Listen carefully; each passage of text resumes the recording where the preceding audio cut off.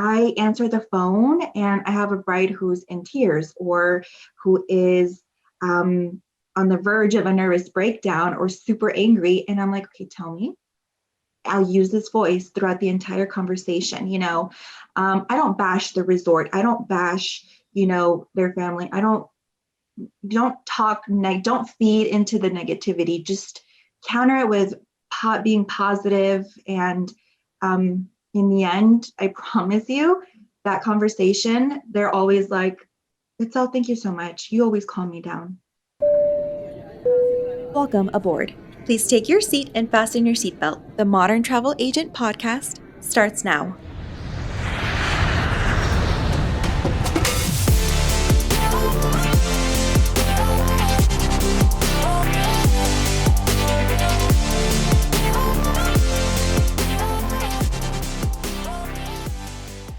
Thank you for joining us on the Modern Travel Agent podcast.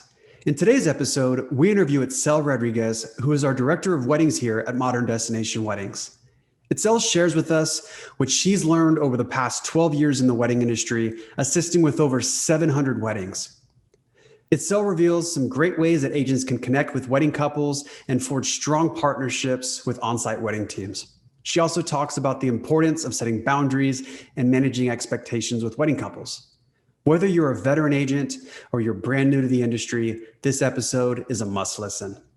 This episode is brought to you by AIC Hotel Group, whose brands include Hard Rock All-Inclusive Hotels, Unico 2087, and Nobu Hotel Los Cabos. AIC Hotel Group offers unique travel agent programs that boast industry-leading commissions, exclusive rates, tailored support, and world-class incentives to ensure their dedicated agents are well rewarded for their loyalty and support. Visit allinagents.com to learn more about their brands and what makes them an outstanding travel agent partner. So without further ado, this is our interview with Itzel Rodriguez, the Director of Weddings at Modern Destination Weddings. Thank you so much for joining us on the Modern Travel Agent podcast. We have a special guest today, the amazing Itzel Rodriguez. Itzel, can you tell us a little bit about your background and how you got into the travel industry? Absolutely. So it wasn't my first intention. It wasn't my goal, but I was thrown into it and I haven't looked back ever since. And I love it. So I was actually working at a wedding venue and I was actually just serving tables and on the weekends. And I just kind of got thrown into the role. The coordinator was no longer there. And I was like, you know what? I can do it. Give me the opportunity. It happened. And then I did that for 5 years. I coordinated over 200 weddings. And it's a cute little boutique wedding venue in the Cypress area, suburb of Houston. And I learned a lot. And that's really when I fell in love with the wedding industry and just being there for wedding couples and seeing them on their wedding day and just working with them and on one of the most important days of their lives. And then I actually got married in 2012 at that same wedding venue. And together with my husband, started traveling. And I realized, why are we not vacationing more often? Like, we work hard, we definitely have to play hard. So we started traveling and it was life-changing. And I really saw a wonderful opportunity to be able to combine both of my passions in life and do weddings and travel. So that's why now I do destination weddings. I love it. Yeah. It's amazing. What grabbed you about travel? Just curious. What's your favorite thing about traveling? Just experiencing different cultures, and it's completely different to plan your own vacation and your own travel than to plan others. So luckily, I'm really organized, and I found myself doing these extensive itineraries for my husband and I, and it was so much fun. And so I thought, why not? I can get paid for this. So I just jumped into it, and it's been a wonderful experience. And what was your favorite itinerary that you've put together for Hawaii? Island hopping in Hawaii. So it was a 2-pager, and I actually the OCD in me really kicked in. And I even had like, okay, so on this day, we're going to have oceanfront massages. On this day, we're going to eat at this food truck. On this day, like everything was planned out. And I even calculated how much gas we were going to spend on our convertible. I literally Googled to see the cost of gas on Maui and on the Big Island. And I counted to say, okay, we're going to be driving from one point to another. And I was right. I actually was off only by a few dollars in the end. I was very impressed with myself. Yeah, so that's me. That's awesome. Yeah, my wife Shannon and I, we honeymooned in Hawaii as well. I planned out an itinerary, but I did not do the gas, the mileage, or do anything like that. So you are definitely next level. That's amazing. Yeah, I'd never been to Hawaii up until that point. So, and everyone always said it's so expensive, right? So I'm like, well, I really want to see how expensive it is. And it was definitely worth it. So for a lot of travel agents, let's say, or people who want to become agents, they love travel, they have a passion for it. Maybe they have a passion for destination weddings or for weddings, and they want to get into the industry. A lot of times the hardest thing is to find customers, to find clients, to get your phone to ring. So, what do you recommend as far as ways for agents to get destination wedding clients? Yeah, definitely. At least how I started off is definitely just sell yourself on social media, constantly be present online, anywhere you can, talk to people about how you can help them. And people are very interested, when you say, oh, I'm a travel agent, they're like, oh, really? Tell me more. What is it like? What do you travel for free? What can you offer me? They always want to know. And definitely that's your base, right? Start with social media. That's free. You don't necessarily have to initially pump money into ads, pay-per-click or anything like that. You can do that later. But that's a good way to start for sure. And once you assist one person and give them the best customer service you possibly can, then ask for referrals. And that person is going to refer someone else. And that is just the best way to just ramp up. I got my first wedding, actually destination wedding, from a friend of mine. And I had been posting on Facebook, and she was like, hey, I know you were working at a local venue and now you're doing destination weddings, and I actually have a friend who's interested. Can you help her? And boom, I always say that post that she saw, that my friend saw, that was a moneymaker because it just started going from there. Yeah. That's amazing. So you post on social media, you get people to notice you, they call you. So from there, what do you think are the key questions that agents should ask when gathering information for destination weddings? Definitely. One of my first questions is, where are you in the process? I kind of want to know how much research they've done beforehand, and definitely what their vision is. It's really easy to, when someone calls you, you pick up the phone and you immediately start rambling about and selling your services, but you have to stop and really ask what their vision is, why they're calling you. You want to know more about just them as a couple, so that when they tell you these things, make notes, and you can reference it later and give it back to them. You said that you wanted a destination wedding that was stress-free. You want something that is not on the beach. You want it on a terrace. I can help you do that, and here's why you need my help with this. You want to listen, and later repeat it back to them, so that they are like, hey, she's actually listening. I can't tell you how many times I've gotten calls from people that they're like, you're my third person I talk to, but I'm not feeling it.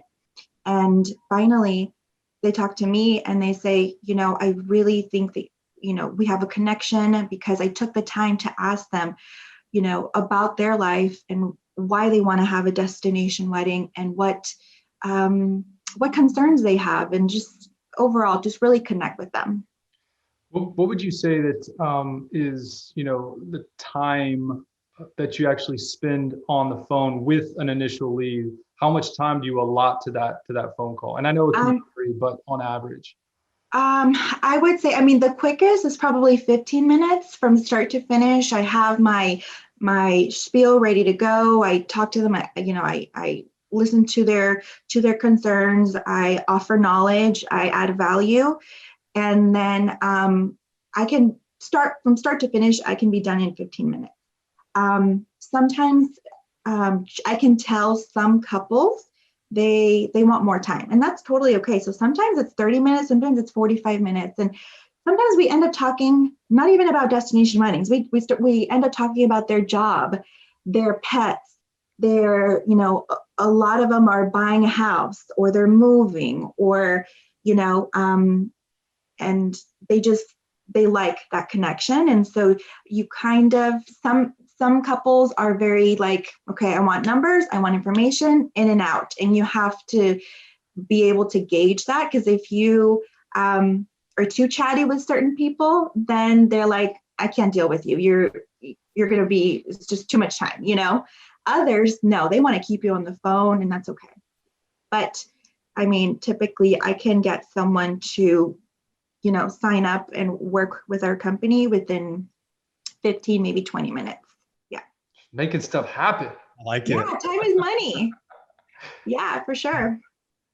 So, you talk about the importance of asking where they are in the process.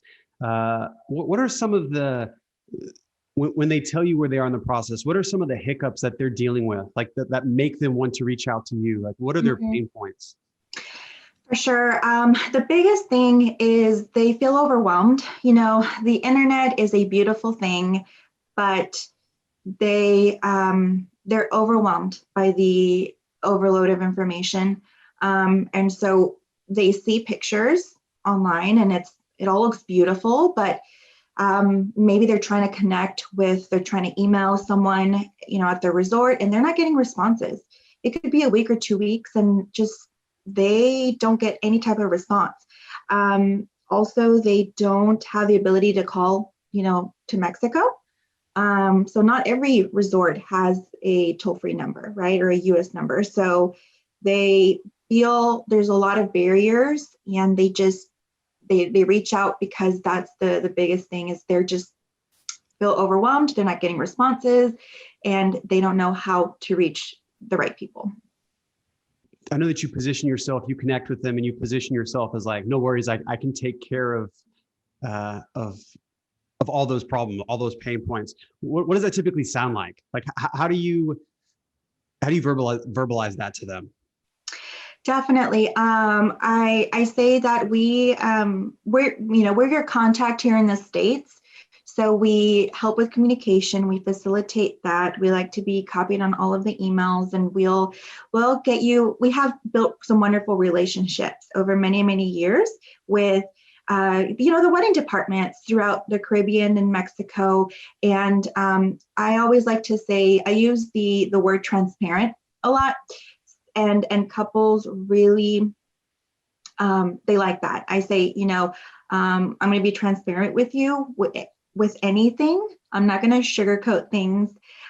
People just want answers. They want integrity, and they want honesty. And definitely I say, I'm going to be transparent with you, and I'm going to assist with anytime something comes up where your contacts here in the States, so we can help.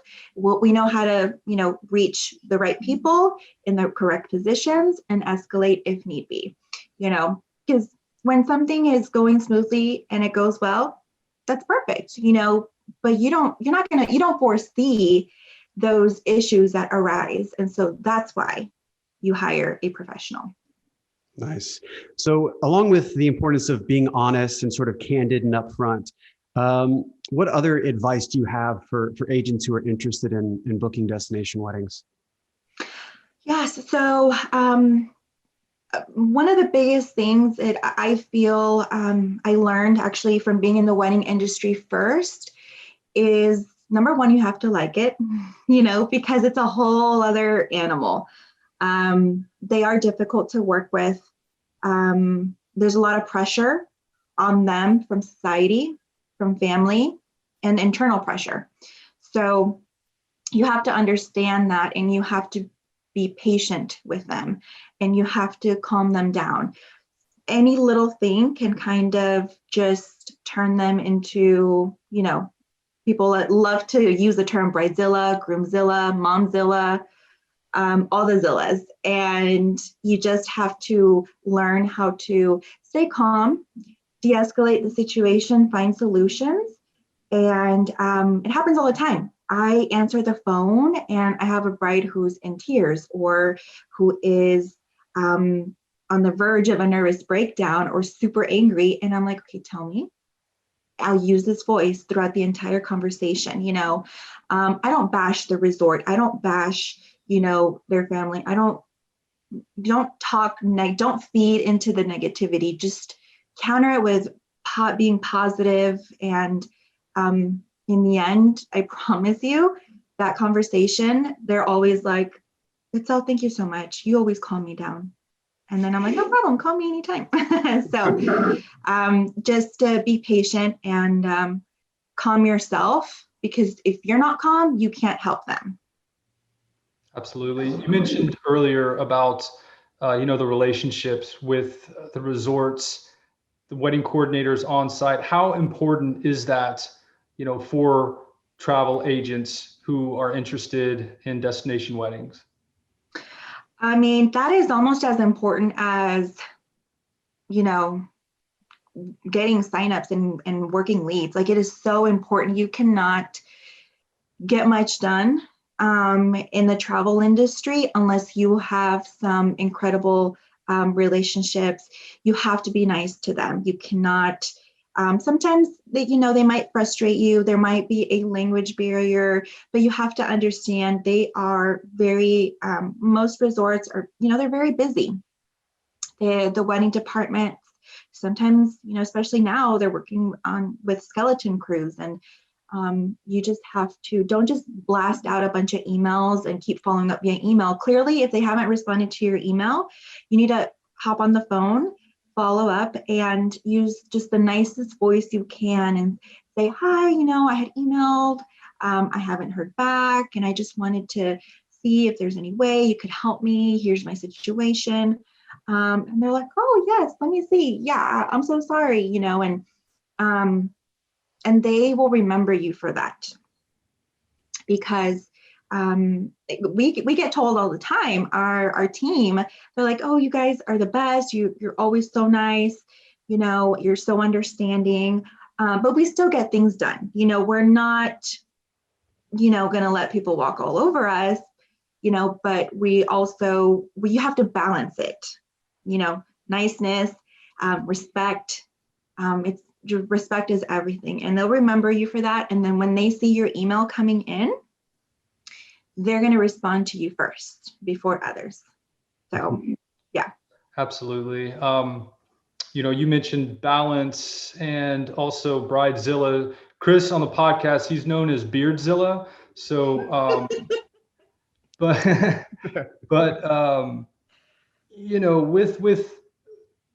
brides, grooms who are very needy, for lack of a better term, how do you set boundaries while working with them?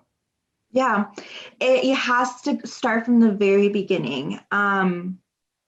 Monday through Friday is my work schedule, 9 to 6-ish, but I usually only take calls like 9 to 4 o'clock-ish, just depends on the situation and if it's a travel emergency or a wedding emergency. And so most of our couples have the same exact work schedule, but we make it work because we tell them from the very beginning, okay,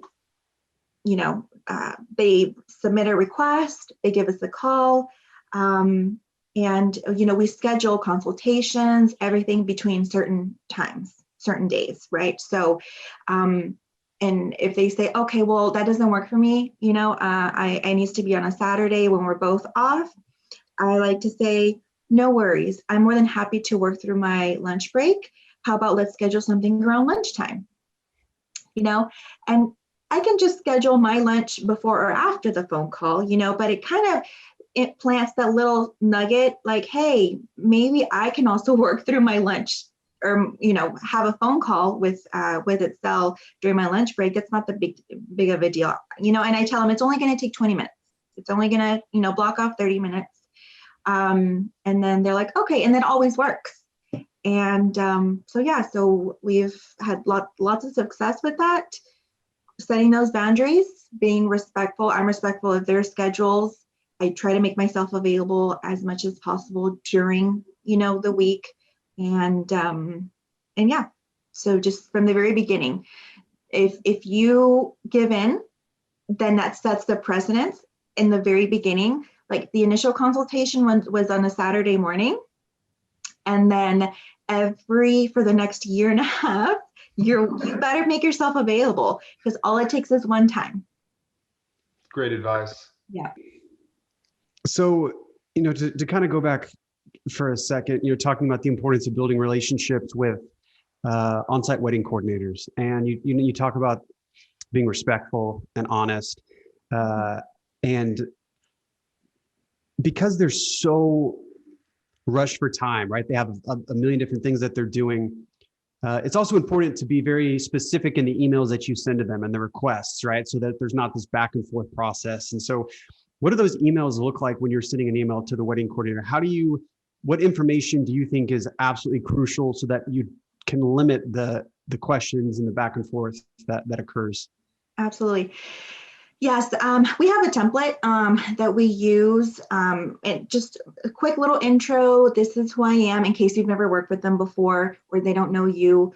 I have a client, here are their names. They're interested in a symbolic or legal, destination wedding. They're expecting approximately X amount of guests. And they're looking for ceremony only, or ceremony, cocktail hour, and reception. Can you please provide your availability for these dates at this time? We actually type it out. We don't just say provide availability for May of 2022. They're like, there's literally 100 time slots in May. What can you please narrow it down? So if you type out specifically, okay, Friday, May 15th, Saturday, May 16th at ... this time. So be very specific, and then you'll get a quicker response because they don't have to sit there and go through their calendar, which is very time consuming. And then always ask for updated, PDFs of pictures, packages, because they're constantly updating it, and they're not going to notify you if something has changed. So every time you request, get the most up-to-date information, so you don't share old information with your client. And so that's the best thing to do. And so that's why I feel like we do get quicker responses, because we're very upfront, like, here's all of the information you can possibly need. That way there's no back and forth between like, okay, are you looking for a legal wedding? Are you looking for a symbolic wedding? Are you looking for, what's the size of the group? I have to look at what we have, so just provide everything up front, so there's less back and forth, and you don't waste their time, and then, you don't waste your time. Yeah, to help out the travel agents, we're actually going to put that template in the show notes. So you can go to Modern Travel Agent, click on podcast. We'll have that link in there so that you can use that when requesting date and availability. In addition to having those types of scripts, which are really helpful to stay organized, how else do you stay organized? I know you said you're a very organized person. What do you use? What's your process? So ages ago, I had a handy little notebook, one of those 5 subject notebooks, and I just wrote everything down. And I realized it was a burden to try to take that notebook everywhere, because, when you're on fan trips, when you're traveling, you're getting emails and you're like, okay, what did I tell her? What did she tell me? What are these?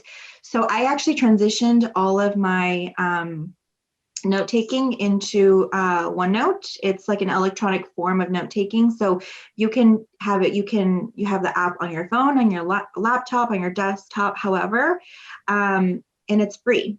And you can actually share the notes with a colleague or with a team member, or, so, and you can both add notes into it. So it's really, that's my Bible, essentially, my OneNote. I use it for everything. And I definitely recommend it. I really don't take any notes on paper at all anymore. And one thing that saves me a lot of time is when I'm on the phone, I use a headset. So I have hands-free phone calls. And as I'm on the phone, I just start typing away and start taking the notes. So that way you don't have to transcribe from written notes to written or typed out information. So that saves me a lot of time. It's just on there. So yeah, those are some of the things that I use. Okay. And so as far as the notes that you take, I know you mentioned earlier, it's such a crucial part in letting the wedding couple know that you're listening to them, is that you repeat it back to them. What type of notes are you taking? So for instance, I know you talk about like what they do for a living, right? Mm-hmm. Do they have children? What are some other kind of things that you find are super helpful to have notes? Yeah, little things like, we have a lot of clients on the East Coast that commute via train. For example, I had one that the very first phone call, she mentioned to me, she's like, I'm so sorry if the call drops, it's because I'm on my way home on the train. Boom, I wrote that down so that later, we were on a conversation and I was like, are you on your way home? How's the train ride? And she was like, same as always, yada, yada, just little nuggets of information to throw back at them to show them that you're listening. Obviously, also taking notes on, okay, they have, I hear babies in the background, I hear, whatever it may be. And, or they're at work and they're trying to hush hush because they're wedding planning and they don't want anyone to know, So I just, I take all of those notes. It doesn't matter how small or insignificant you think it is at the time, but it just really goes a long way later on. And we also use a CRM, which is a customer relationship management tool. And that is golden because it allows you to follow up. It allows you, even from the very beginning, I get a lead, I input it into the CRM. I immediately email them and then follow up with a phone call the very same day. Do not wait until the next day because they've already moved on.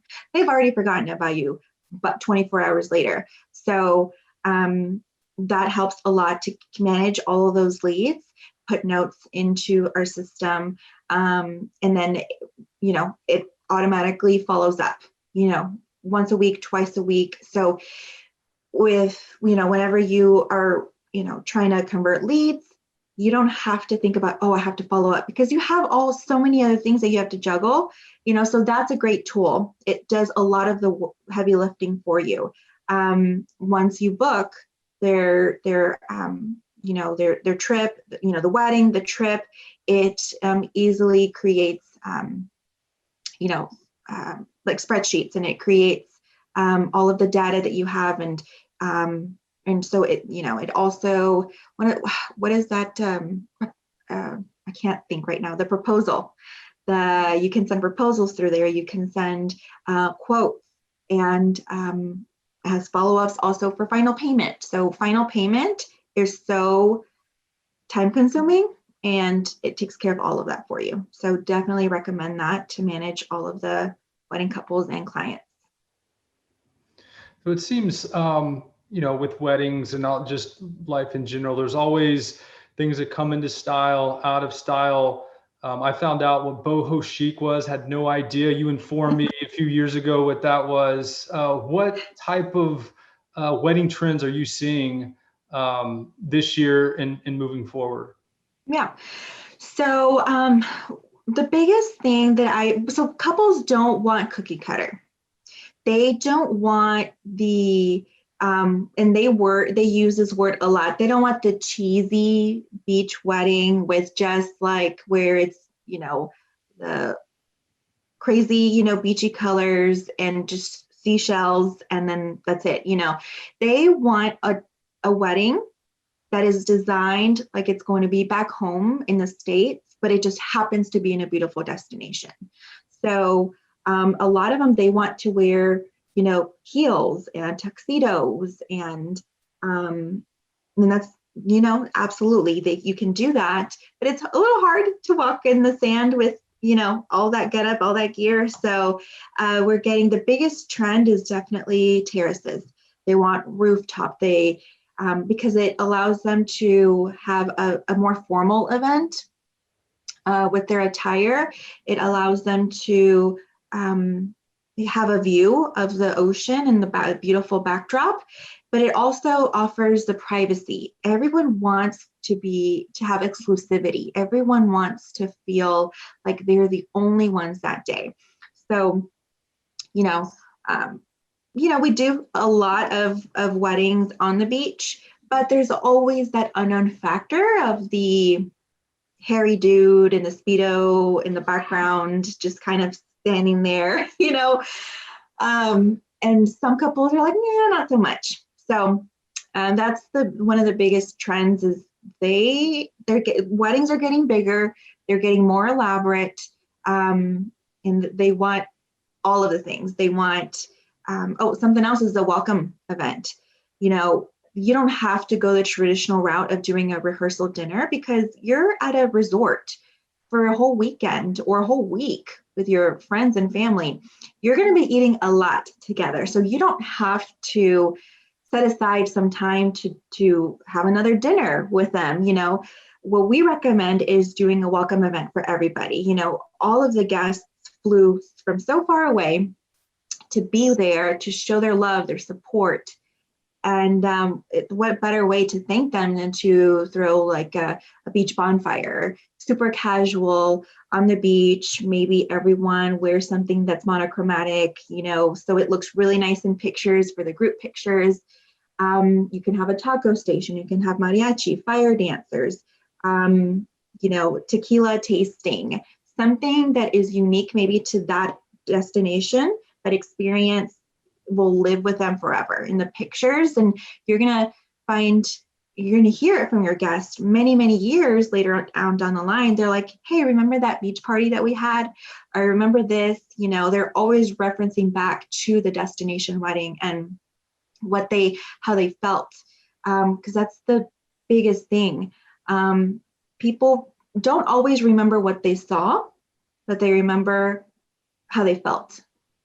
So creating those experiences. So the clients and the wedding couples, it's just going to really create a special moment for everybody.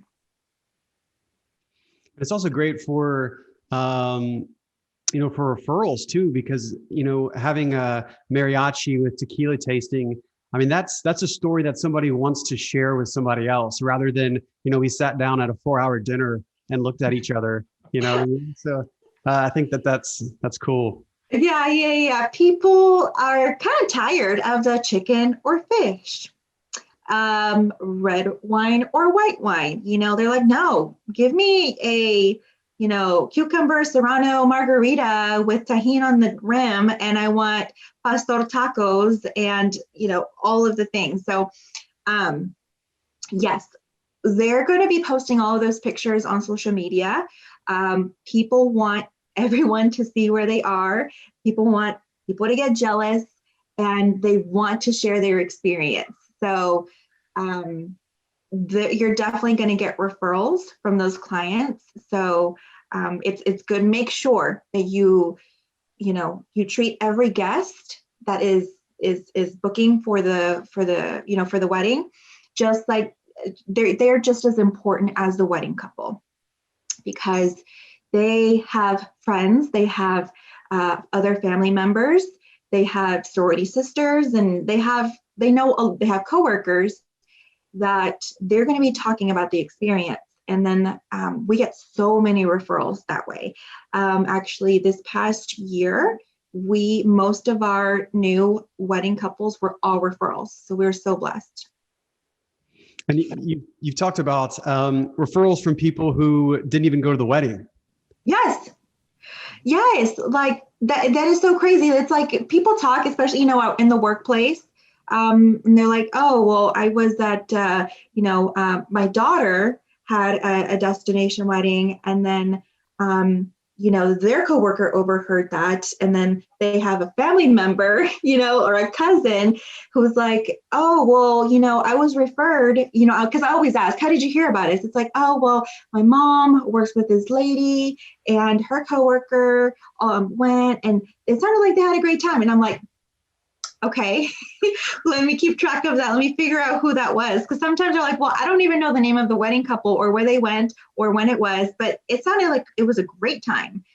So I'm like, okay, you can't beat that, because with referrals, there's already that level of trust. There's that base, there's that foundation, the person that referred me, I trust them. Therefore, I trust you as well. So it can't get any better than that. And along with that, make sure to get reviews. For those people that weren't referred to you, that they found you online, they want validation that you're legit. They want validation that you are an expert in your field. And the only way they can really see that is by way of reviews. Google, the Wedding Wire, the Knot, any of those, you're golden, so just try to get as many reviews as possible.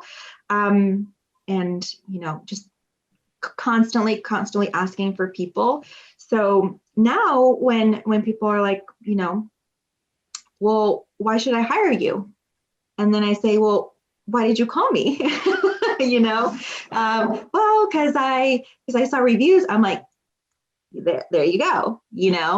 You got it. There's all these reviews. We have over 250 5-star reviews online. Feel free to sit there and read all of them. And it's consistently, it's about the service for sure. Itzel, thank you so much for spending time with us today. We're going to have to do a part 2 because I have like a million other questions, and I'm sure our listeners do too.